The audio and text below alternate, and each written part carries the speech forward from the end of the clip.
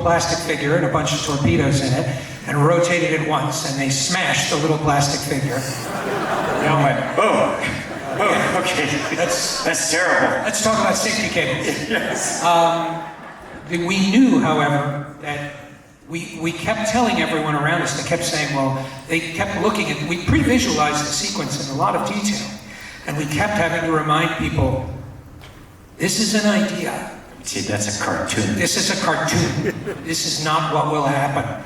Be ready for anything. And when you watch Fellini's 8.5, and not to compare myself to him in any way, shape, or form, but when you watch Marcello Mastroianni coming to set every day and watching the rocket ship be built, that gimbal was being built behind my trailer. Over 2.5 years while we were making Dead Reckoning, while we were trying to figure out the train sequence in that movie, knowing full well that we did not know what would happen when we turned that thing on.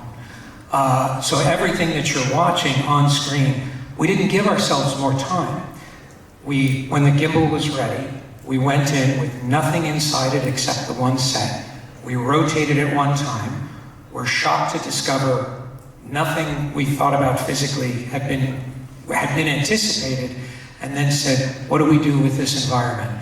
That's the sequence you're going to watch tonight with Tom Cruise at the center of it.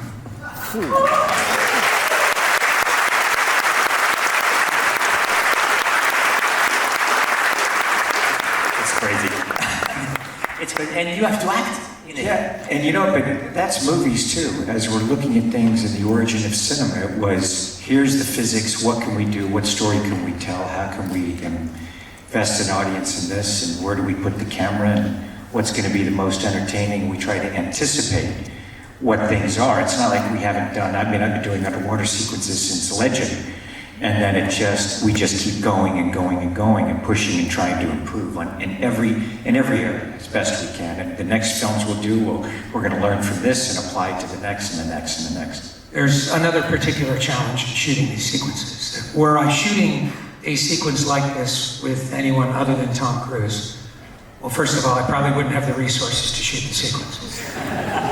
Second, my job would be to hide the fact that it's not the actor doing those things.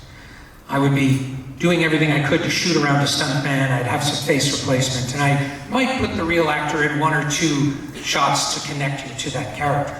The challenge of shooting a sequence with Tom is constantly reminding them that it is the actor doing it.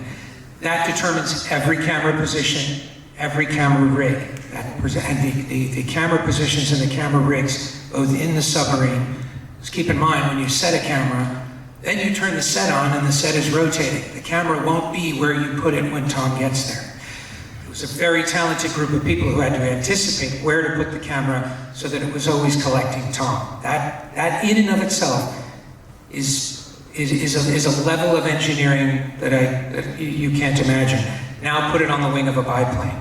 Now put Tom on the wing of the biplane with that camera in between the wings of the biplane. Now when we started designing the sequence, we went to wing walkers who do this professionally. And they said, what do you want to do? And Tom said, I want to be 0G in between the wings of the plane. And these people who do this for a living and are part of a decades-long tradition said, no, you're not going to do that. And Tom said, thank you for your time. And we went on to some other people. And you'll see what the wing walkers said we couldn't do. But also, it's finding the camera positions and all of the engineering. It represents the work of thousands of hours of work of many people, craftsmen, pilots, engineers. And decades of work to be able to develop these things, which is studying these aerial sequences. You know, I fly jets, I fly aerobatic airplanes, helicopters, and then how do we apply and understanding those physics when we're pulling this in or parachuting and kind of saying, okay, I understand enough about this. I really do believe we can do it. Almost enough. Yes, but we discover. Yes. We discover as go on, but it is years of development, and it's just also decades of just learning and applying and be willing to discover and find out ultimately what you have a plan.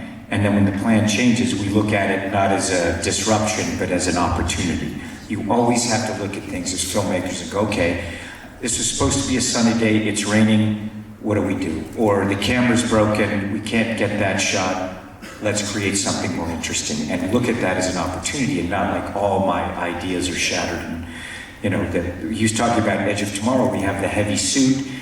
It was never supposed to be like that, but then I worked with the suit and say, okay, what is the design of this? What can we do with motion? How can we move these things with story and character and make it story?